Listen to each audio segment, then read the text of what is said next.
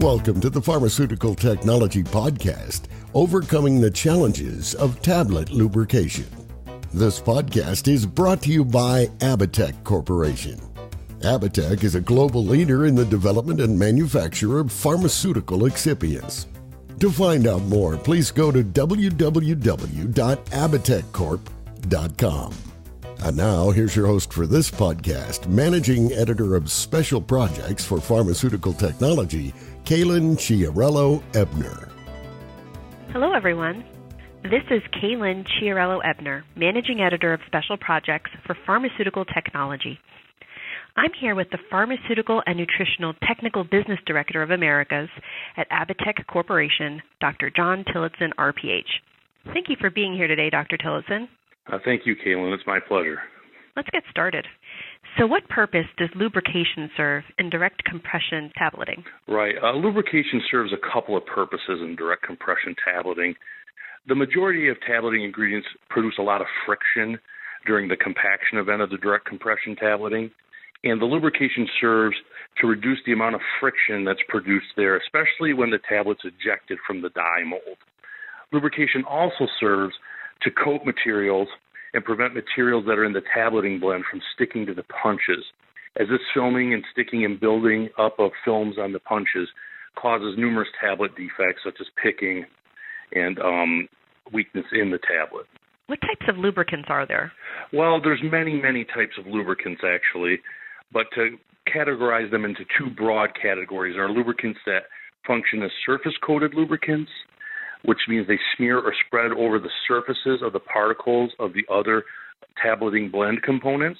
And there are lubricants that work in the free fraction. And the lubricants that work in the free fraction tend not to smear or spread over time during the mixing process, but they are themselves at points of contact on the tablet dye wall and the tablet punch faces lubricant. So they don't prevent sticking as much, but they do reduce the ejection force significantly. Can you talk about some of the disadvantages of lubricants? Right. Lubricants have two primary disadvantages. The first disadvantage is because they're designed to inhibit adherence. They actually inhibit the component-to-component bonding in the tableting blend components. So they can reduce tablet robustness and tablet strength, making weaker tablets that are more friable. Lubricants also, since they're hydrophobic in nature typically, prevent water from entering into the tablet matrix, and therefore they can disrupt disintegration of the tablet, slow down that disintegration time, or reduce the amount of dissolution of the active ingredient. So what is a lubricating dry binder? A lubricating dry binder is a lubricant substance, typically a free fraction lubricant, that exhibits a lot of plastic deformation, meaning that at low compression pressures, it plastically deforms and does not elastically recover. What this means is once it's pushed down, it's like a glue that holds in place and holds tablet components together. But when the pressure of the punches are released, it doesn't reassume its shape. It stays in the shape it was in under pressure, so it doesn't cause any disruption of the bonding upon release of the tableting pressure. But at the same time, this substance, which has a dry binding characteristic, is also a lubricant. And a good example of this would be hydrogenated vegetable oil.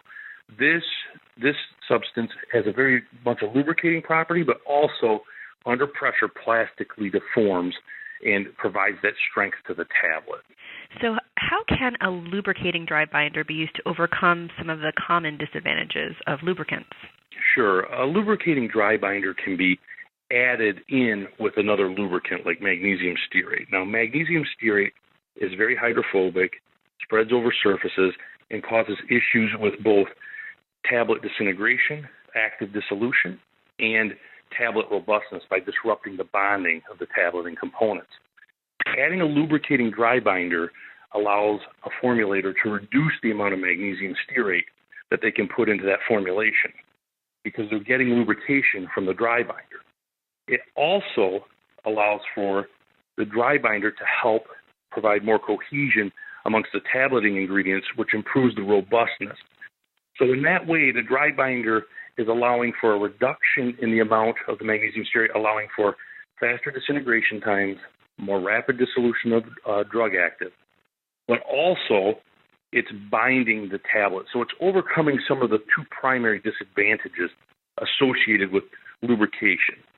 And it overcomes this in two ways. One, through its own direct action, and two, through allowing the formulator to reduce the amount of the lubricant, the primary lubricant, we could say, that's being formulated into the tablet formulation.